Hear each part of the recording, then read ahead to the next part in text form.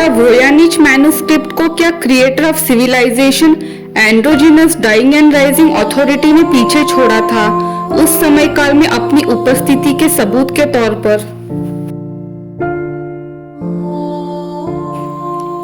क्योंकि आप हमारे अन्य वीडियो में देख सकते हैं कैसे इस एंड्रोजिनस अथॉरिटी ने प्राचीन लोगों को सभ्यता का ज्ञान देने के बाद एलियन फर्टिलिटी के चिन्ह को पीछे छोड़ा।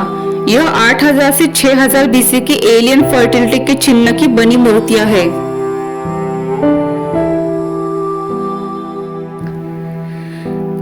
ग्यारहवीं शताब्दी में इस एलियन एंड्रोजिनस कॉन्ट की विराकोचा देवता ने सभ्यता का ज्ञान देने के बाद इसी एलियन फर्टिलिटी चिन्ह को उसकी उपस्थिति के सबूत के तौर पर पीछे छोड़ा।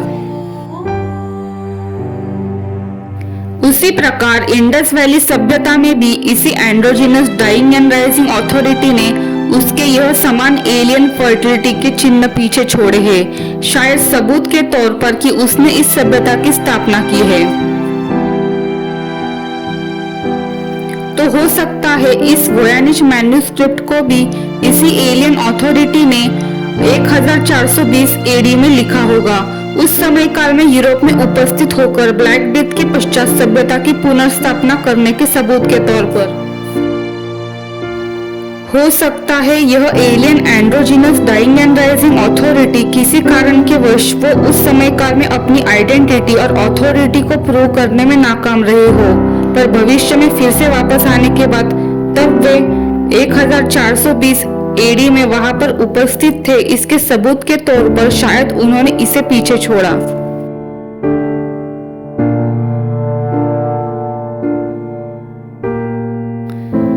और इस वोयानिच मैन्युस्क्रिप्ट में भी हमें एलियन एंड्रोजिनस फर्टिलिटी के चिन्ह मिलते हैं जो इस androgynous dying and rising authority के संबंधित है।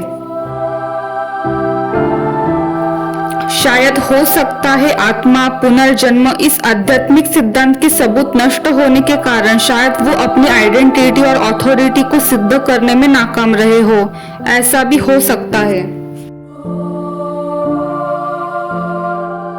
वोयानिच मैन्युस्क्रिप्ट एंड एलियन सिंबोलिज्म।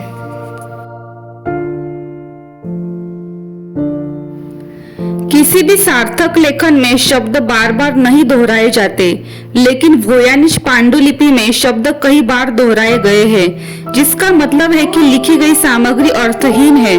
तो फिर लेखक ने इस अर्थहीन सामग्री को लिखने में इतना समय क्यों लगाया? शायद लेखक सभ्यता का निर्माता androgynous dying and rising authority है और वह उसकी उपस्थिति के सबूत के तौर पर एलियन प्रतीकों को पीछे छोड़ने की कोशिश कर रहा था।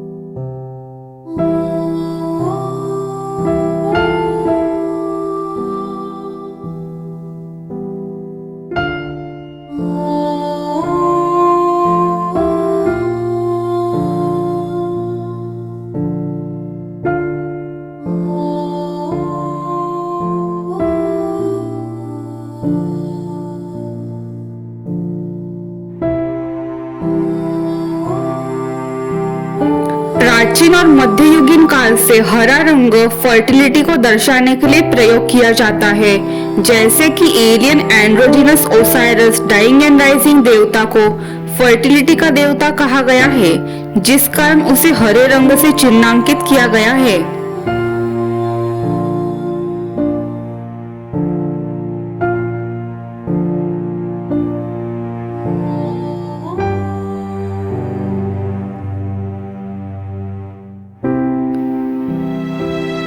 प्राचीन और मध्ययुगीन काल में सभी सभ्यता में सूर्य और चंद्र को एक साथ दिखाकर एंड्रोजिनस का प्रतीक बनता था, जिसमें सूर्य को पुरुष प्रकृति और चंद्र को स्त्री प्रकृति का प्रतीक माना जाता।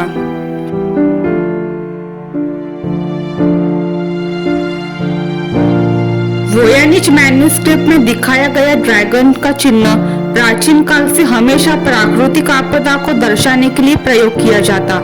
जैसे कि हम देख सकते हैं एंड्रोजिनस कुकुलकान देवता ने यही चिन्ह माया सभ्यता में पीछे छोड़े हैं। तो चीन की सभ्यता में भी एंड्रोजिनस येलो एम्परर ने यही चिन्ह पीछे छोड़े हैं।